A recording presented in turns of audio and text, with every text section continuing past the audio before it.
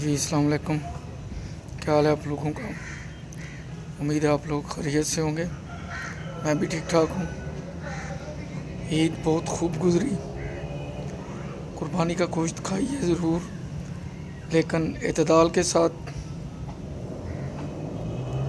اور اس چیز کا بھی خیال رکھیں کہ سونے سے کم 2-3 گھنٹے پہلے کھانا کھا لیں۔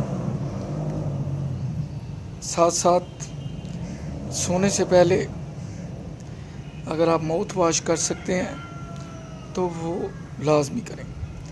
ہیئر پیسٹ کرنا بھی ضروری ہے، لیکن ماؤتھ واش اس سے بھی زیادہ ضروری ہے۔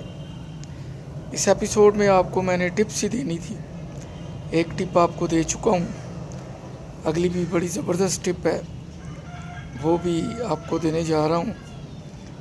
یہ بزرگوں سے سنی ہوئی باتیں ہیں، اور بزرگوں کی سنی ہوئی باتیں ایسی ہیں جیسے کہتے ہیں کہ آملے دا سواد تے بزرگ دی گل دا سواد بعد چاہتا ہے، یعنی آملہ کھاؤ تو اس کے بعد اس کے ٹیسٹ کا پتہ چلتا ہے، فوراً نہیں چلتا۔ اسی طرح جو بات بزرگ کہتے ہیں اس کا اثر، اس کا ٹیسٹ، اس کی حقیقت وقت کے ساتھ ساتھ عیاں ہوتی ہے، اسی وقت نہیں ہوتی۔ تو میرا چینل لائک کریں، کمنٹس کریں، فل واچ کیا کریں، ویڈیو ٹل اینڈ واچ کیا کریں۔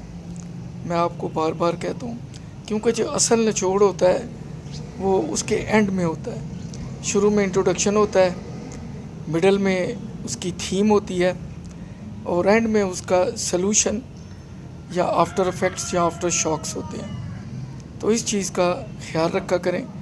مجھے پتہ ہے ہر ایک کے پاس ٹائم کی بڑی کمی ہے، لیکن ہم T V serials, dramas, films 3-3 گھنٹے، 1.5 گھنٹے، 600 قسط بیٹھ کے دیکھتے ہیں، لیکن کام کی بات جو بغیر کتاب پڑھے، بغیر اسکول کالج جائے، گھر میں بیٹھے آپ کو مل جانی ہے، اسے بھی ذرا تلاش کیا کریں اور اس کی قدر بھی کیا کریں۔ اگلی جو ٹپ ہے وہ آموں کے موسم سے ہے، یعنی مینگو کا موسم۔ اب تو تقریباً ہم اس کے مڈل میں ہیں، پیک میں ہیں، اس کے بعد آہستہ آہستہ یہ اپنے اختتام کی طرف جائے گا۔ تو بزرگوں سے کہا ہے، بزرگوں سے سنا ہے، بزرگوں نے کہا ہے کہ آم کھانے ہیں تو ایک کام ضروری کرنا ہے۔ پہلے زمانے میں اتنا رواج نہیں تھا کہ آم کا چھلکا اتار کے تو اسے کھایا جائے، لوگ اسے ویسے ہی تھوڑا سا دبا کے اس کے پلپ کو لوز کر کے تو اس کو چوس لیا کرتے تھے، لیکن پھر بھی جو اوپر جہاں وہ شاخ سے لٹکا ہوتا ہے، بزرگ کہتے تھے وہاں ایک خاص قسم کا پائزن ٹائپ ہوتا ہے جو لبوں کو یا زبان کو لگے تو دانے نکل آتے ہیں، لہٰذا اس کو تھوڑا سا سکویز کر کے 1-2 قطرے پہلے نکال لیں، اس کے بعد آپ آم چوسیں۔ دوسرا، آج کل جو میں نے اکثر دیکھا ہے کہ تقریباً راہ ہوتے ہیں مینگوز، پکے نہیں ہوتے، کیونکہ پکے ہوں تو ٹرانسپورٹیشن میں مختلف شہروں میں جانے تک وہ خراب ہو جاتے ہیں، لہذا جب وہ 50% سے زیادہ پک جاتے ہیں تو پھر ان کو پیک کرتے ہیں۔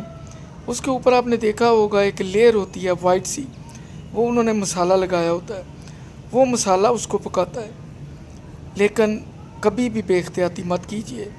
آموں کو اچھی طرح دھوئیے، صاف کیجیے، فریج میں رکھیے، پھر بھی کھانے سے پہلے ایک مرتبہ اس کو ضروری دھو لیں، یہ بہت ضروری ہے۔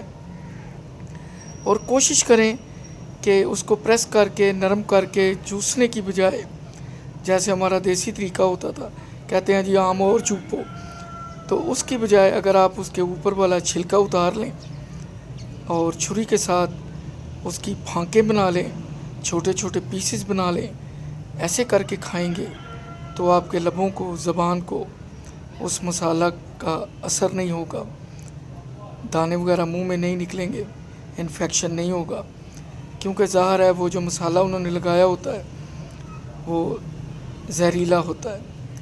تو ایک کام اور کرنا ہے، جب آپ آم کھا چکے ہوں تو کہتے ہیں جی آم سب سے زیادہ خون بناتا ہے، تو اس کا آسان طریقہ یہ ہے کہ آپ آم کھائیں، 1 کھائیں، 2 کھائیں، 3 کھائیں، لیکن اس کے بعد کچی لسی ضرور پئیں۔ اب یہ کچی لسی کیا ہوتی ہے؟ آپ یہ سمجھ لیں کہ آپ نے 70% گلاس میں دودھ ڈالا ہے، 30% یعنی 30% یا مور دین 30% اس میں پانی مکس کریں، ہلکا سا نمک ڈالیں اور یہ مشروب پئیں۔ اسے کچی لسی کہتے ہیں۔ اس سے ایک تو جسم میں جو آم کی حدت ہے، آم چونکہ گرم ہوتا ہے، وہ کم ہو جائے گی، پھر وہ زود ہضم بھی ہو جائے گا، اور جو سنا ہے بزرگوں سے کہ آم خون بناتا ہے، اس کے عمل میں بھی تیزی آئے گی، اور واقعی یہ حقیقت ہے کہ آم خون بناتا ہے۔ غالب کو آم بہت پسند تھے، ویسے تو مجھے بھی بہت پسند ہے، اور کہتے ہیں آم کے آم گٹھلیوں کے دام۔ آم تو ہوتے ہی ہیں لیکن بیچ میں گٹھلی بھی بہت بڑی ہوتی ہے، لیکن جو خاص قسم کی 1-2 قسمیں ہیں جیسے دسہری ہے، سندڑی ہے، ان میں سے جو اس کی گٹھلی نکلتی ہے وہ بالکل چند سینٹی میٹر موٹی ہوتی ہے، وہ آدھا انچ یا انچ موٹی نہیں ہوتی، وہ بہت بالکل پتلی ہوتی ہے، اور اسے شوق سے کھایا جاتا ہے، اور اس میں پلپ بھی زیادہ نکلتا ہے کیونکہ گٹھلی بہت پتلی ہوتی ہے، لہذا اس میں پلپ کی مقدار زیادہ ہوتی ہے۔ یہ آج کی گولڈن ٹپس تھیں، مجھے دعاؤں میں یاد رکھیں، میرا چینل ریگولرلی دیکھا کریں۔ یہ مجموعہ ہے، فروٹ کاکٹیل ہے، اس میں میری لکھی نعتیں، میری لکھی پوئمز، نظم، شاعری، پالیٹکس، لائیو جو دیکھتا ہوں، اس کے بعد گلیوں میں ریڑھی بان، میلے، ٹھیلے، بزرگوں کی باتیں، سنہری اقوال، یہ سارا کچھ میرے چینل کا مجموعہ ہے۔ حالات حاضرہ سے لے کے گزری باتوں تک آپ کو سننے میں ملیں گی۔ کوئی لفظ برا لگا ہو تو معذرت چاہوں گا، دعاؤں میں یاد رکھیں۔ اللہ حافظ۔ گرمی ہے اور پسینہ ہے، لیکن آپ سے حاضری بھی ضروری ہے۔ اللہ حافظ۔